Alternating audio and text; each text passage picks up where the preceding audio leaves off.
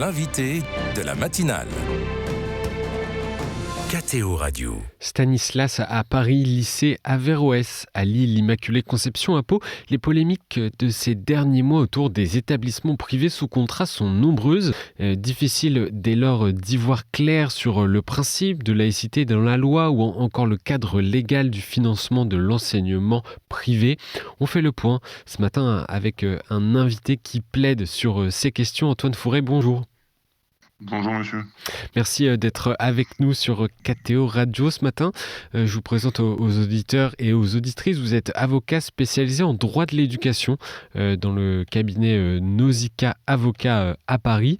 Alors Antoine Fourret, quand on parle d'enseignement privé sous contrat, de quel type d'établissement on parle ?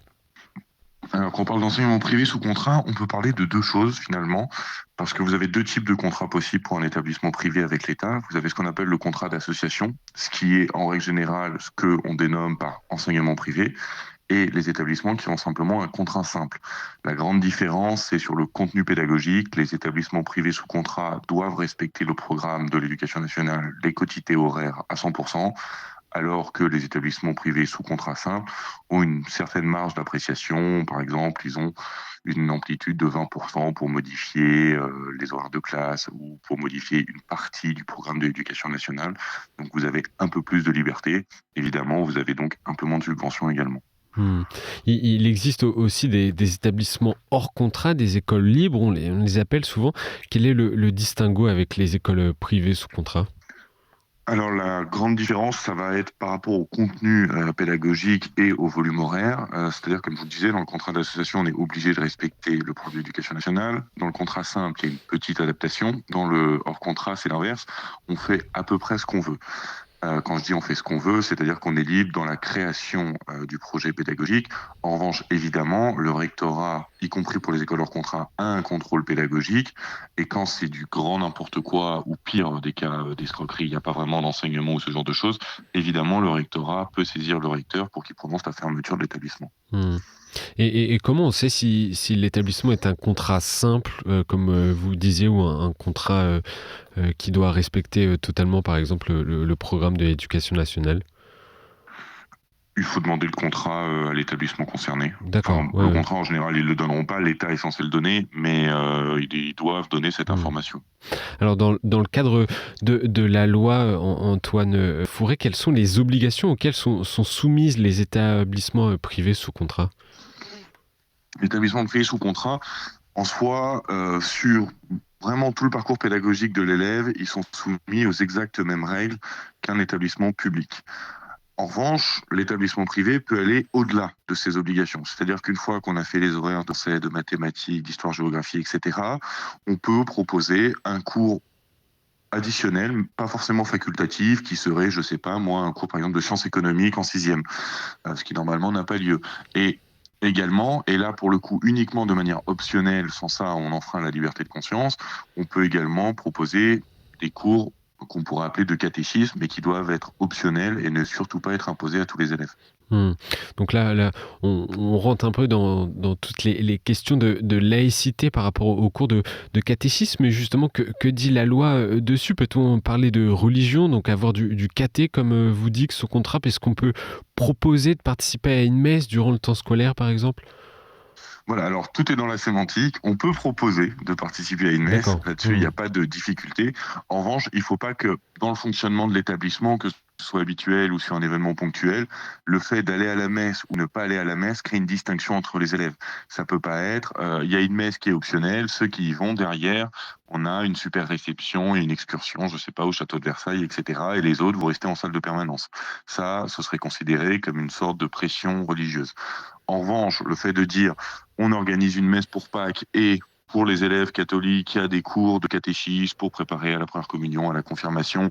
Les autres ont simplement un enseignement du fait religieux qui serait une sorte de présentation historique ou objectif des trois grands monothéismes ou même uniquement du catholicisme. Pourquoi pas ? Mais dans cette dimension-là, il ne faut vraiment pas qu'il y ait de notion d'endoctrinement. Oui, et encore moins d'obligations, c'est ça ? Ah non, pour le coup, le cours d'enseignement aux faits religieux, vous pouvez le rendre obligatoire. D'accord. Dès lors qu'il ne s'apparente pas à un catéchisme. D'accord.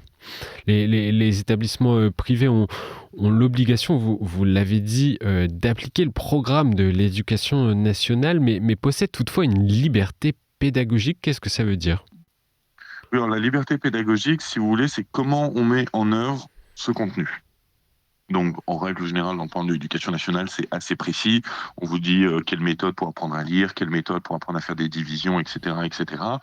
La différence pour l'établissement privé sous contrat, c'est que s'il doit respecter tous ces objectifs-là, il est tout à fait libre de la manière de le faire. Ce qui fait que, pour être très concret, pour prendre un exemple récent, l'année dernière ou il y a 2 ans, un établissement privé sous contrat pouvait très bien mettre en œuvre la méthode Singapour qui n'était pas incorporée au service public à l'époque. Qu'est-ce que la méthode Singapour? La méthode Singapour, c'est une méthode mathématique qui consiste à résoudre des multiplications et des divisions sans vraiment calculer, avec des espèces de renvois des différents dénominateurs. Alors, je suis pas un expert de cette méthode du tout, moi je suis mathématique à l'ancienne, mais c'est une méthode qui est très en vogue et qui a été incorporée dans le service public d'ailleurs à la rentrée dernière sous l'impulsion du dernier ministre de l'Éducation et qui est très réputée sur tous les classements internationaux, notamment PISA. D'accord. Donc on peut adapter la pédagogie, la façon d'apprendre tout en respectant le programme. Exactement. Et donc là, on parlait de tout ce qui est programme, principe de laïcité. Quid du financement des établissements privés, Antoine Fourré? Qui paye quoi? Alors, les établissements privés, ils ont été ils n'ont pas été créés, mais ils sont régis par une grande loi ancienne qui a été beaucoup modifiée, mais qui est la loi Debré. Et cette loi Debré, elle précise que les établissements privés ne peuvent pas être à but lucratif et doivent facturer des frais de scolarité modiques. Donc tout ça n'est pas précis, mais l'idée à retenir, c'est qu'un établissement privé, il ne peut pas facturer n'importe quoi. Pour son fonctionnement, il va avoir 3 sources de financement, 2 publics et 1 privé. Le premier, ça va être l'État, en vertu du contrat d'association. L'État, dans les établissements sous contrat d'association, va payer l'intégralité des professeurs. Il va payer les différents supports pédagogiques, quels qu'ils soient, les livres, les choses comme ça. Ensuite, vous allez avoir, selon le niveau, quand c'est l'école élémentaire, ça va être la mairie, quand c'est le collège, ça va être le département, et quand c'est le lycée, ça va être la région. Mais outre la différence d'acteurs, à chaque fois, vous allez avoir la région qui va participer à ce qu'on appelle les dépenses de fonctionnement. Les dépenses de fonctionnement, grosso modo, c'est d'établissement en dur. Donc, une table de classe, une nouvelle lampe, un nouveau tableau, un vidéoprojecteur, ce genre de choses. Ça, ces 2 premiers financements, les chiffres varient un petit peu, mais grosso modo, ça représente entre 85 à 90% du montant des financements des établissements privés. Et le reste, ça va être des fonds privés. Donc ça peut être des subventions de la part de l'OGEC. L'OGEC, c'est la structure diocésaine qui s'occupe de gérer les établissements privés catholiques dans le département. Et ça peut aussi être les frais de scolarité qui doivent donc correspondre au service rendu. C'est-à-dire que, pour faire simple, si vous prenez une toute petite école ou un tout petit lycée extrêmement réputé, mais qui n'a pas d'aménagement sportif ou culturel ou autre particulier, ne peut pas proposer une scolarité à 10 000 euros par an sous prétexte que c'est la meilleure école de France.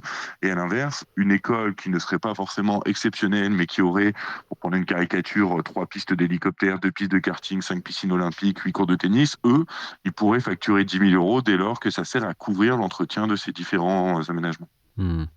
Il y a une enquête parlementaire qui est sortie, je crois que c'était en mars ou en avril dernier, qui a révélé un flou quant à l'argent que peuvent verser les collectivités. Vous en parliez, à un établissement privé, municipalité pour les écoles, département, collège, région pour les lycées. Est-ce qu'il existe un cadre juridique sur la question des fonds versés par ces collectivités aux établissements ?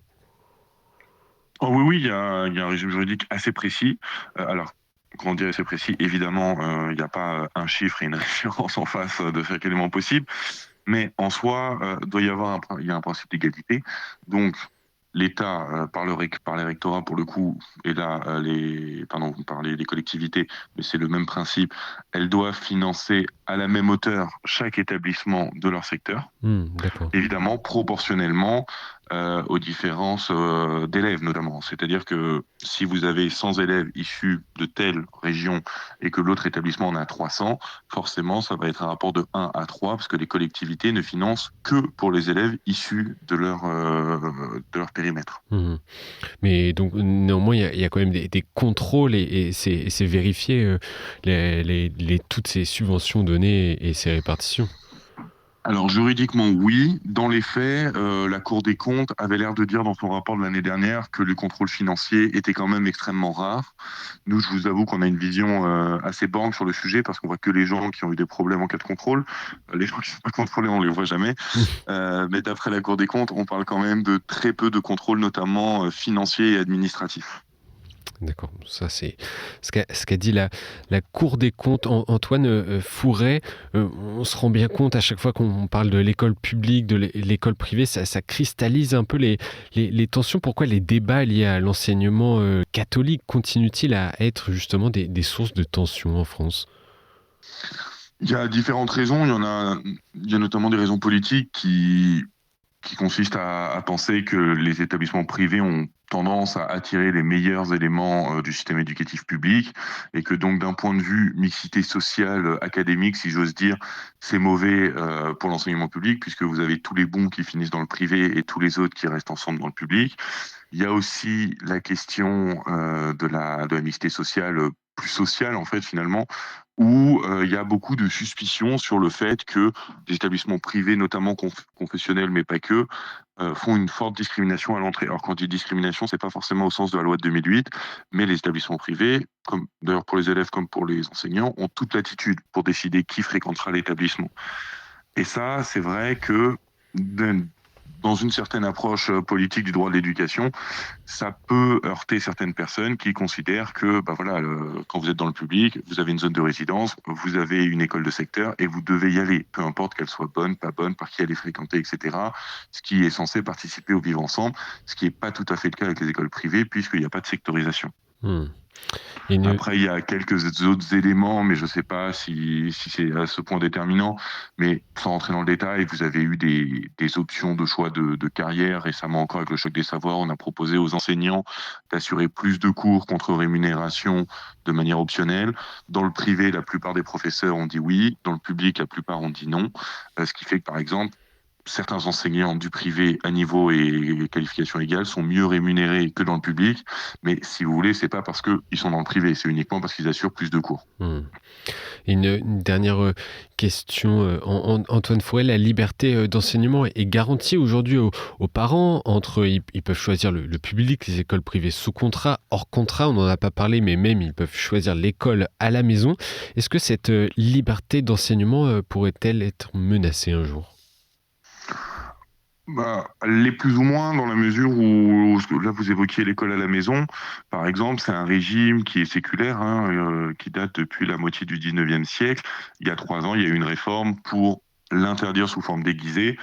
Il y a beaucoup de contentieux d'ailleurs sur la question, parce que l'État veut que tout le monde aille à l'école publique si possible, ou à l'école du moins.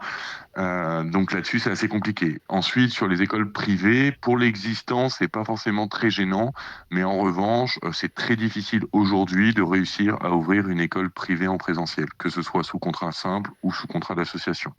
Le hors contrat, c'est un peu plus simple parce qu'il y a moins de conditions à l'entrée et que donc le rectorat a les mains plus liées pour pouvoir refuser. Mais voilà, aujourd'hui, ouvrir un nouvel établissement privé sous contrat d'association, c'est extrêmement compliqué et c'est 90% d'opposition de la part soit du recteur, soit du préfet.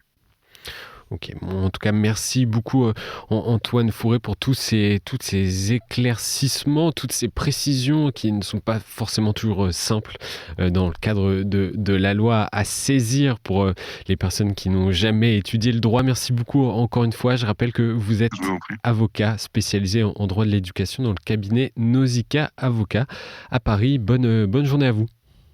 Merci vous aussi.